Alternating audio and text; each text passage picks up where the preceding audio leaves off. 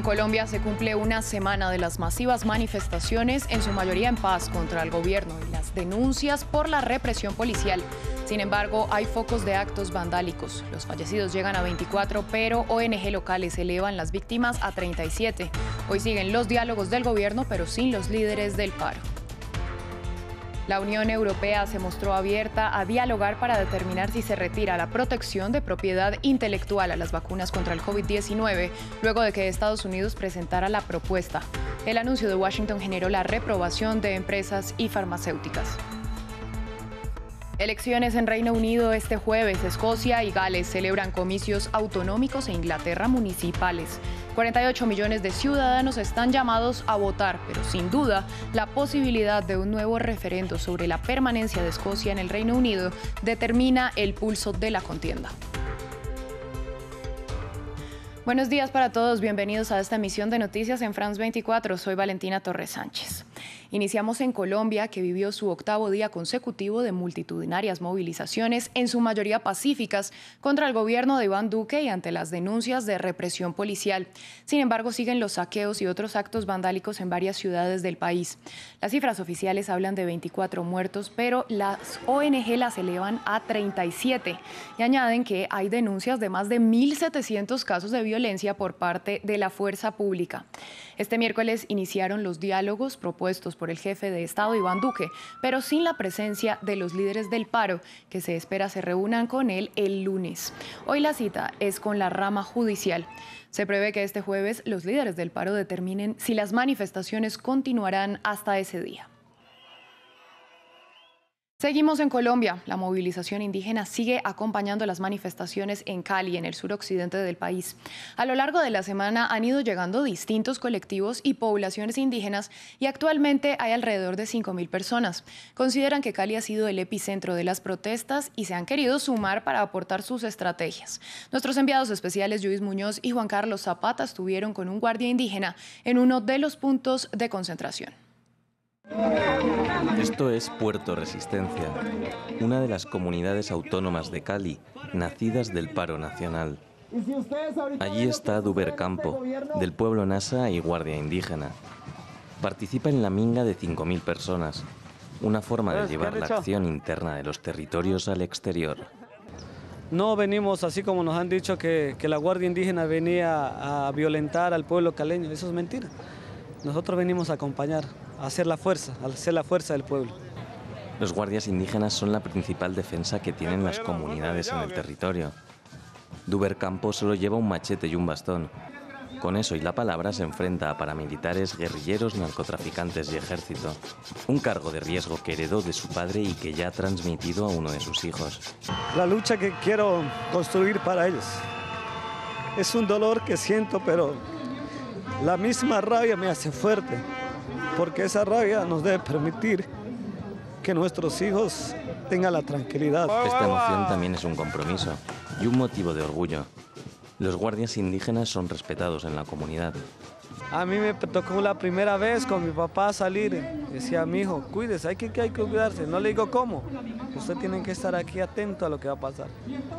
Y la primera arremetida que yo viví en una movilización, decía, listo, aquí comienza a escribir mi historia de resistencia. Duber Campo no tiene miedo a la muerte. Para los indígenas el mensaje y el legado continúa más allá de su vida. Una convicción de paz y comunidad que están instaurando en las protestas en Cali. Aquí no hay terrorismo, aquí hay es pueblo, carajo.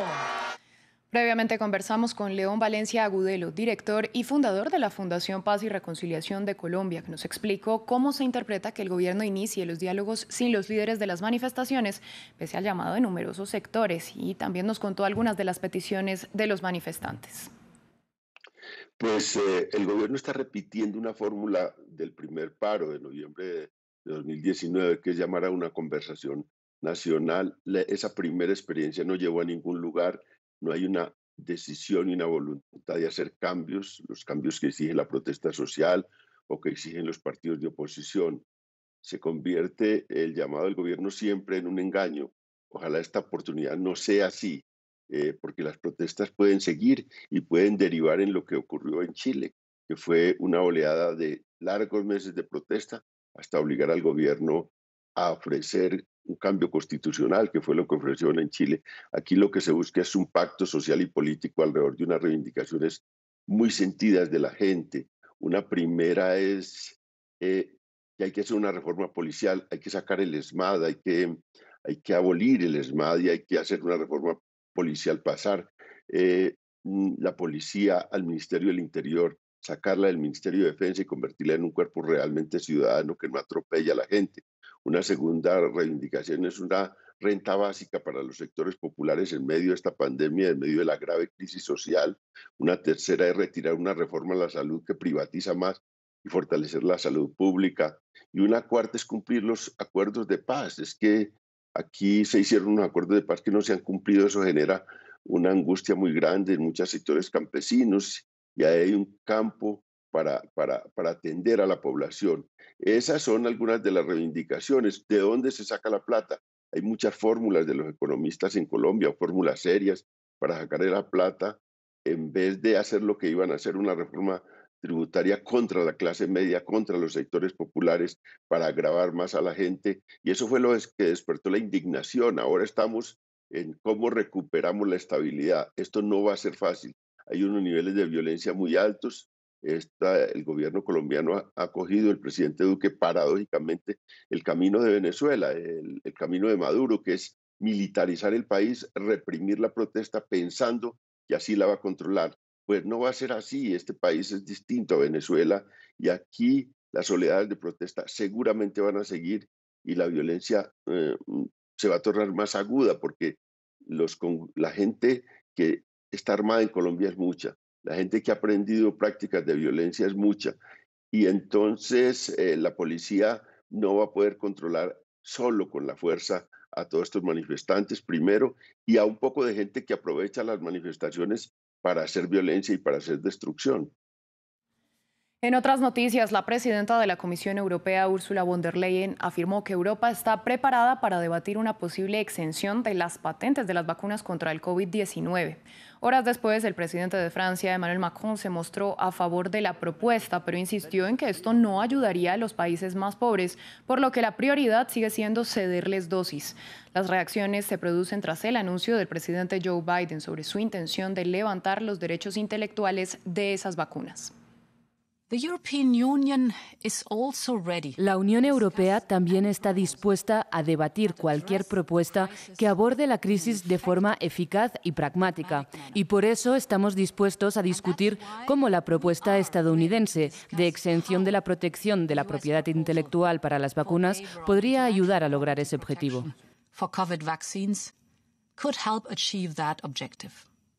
Este jueves hay elecciones locales en el Reino Unido. Eligen al Parlamento local en Gales y Escocia, pero la atención se centra en este último. La primera ministra escocesa, Nicola Sturgeon, describe esta votación como la más importante en la historia de su país, uno de los 4 que conforma el Reino Unido. Su colectividad, el nacionalista Partido Nacional Escocés, lidera la intención de voto y cuenta con el respaldo de los verdes. La votación promete ser decisiva en el proyecto independentista escocés. Si logra la mayoría suficiente, Sturgeon buscará impulsar un referendo que abra el camino hacia la separación del Reino Unido. No quería salir de Europa. Soy fundamentalmente europea y nos dijeron la última vez que votamos, a nuestra gente se le dijo que si votaban para quedarse no saldrían de Europa y lo hicimos, y eso está mal. Preferiría que Escocia se quedara en Reino Unido, así que preferiría un partido que lo apoye, así que ya sabes por quién no votaría.